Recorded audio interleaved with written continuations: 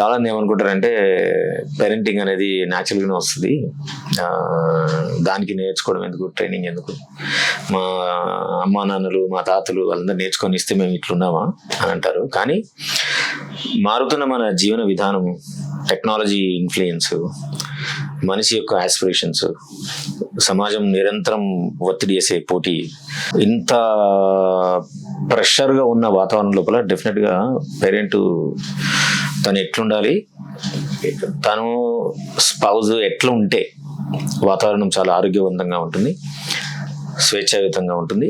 పిల్లలు ఆ వాతావరణం లోపల చాలా స్వచ్ఛంగా స్వేచ్ఛగా ఎదగడానికి అవకాశం ఉంటుంది.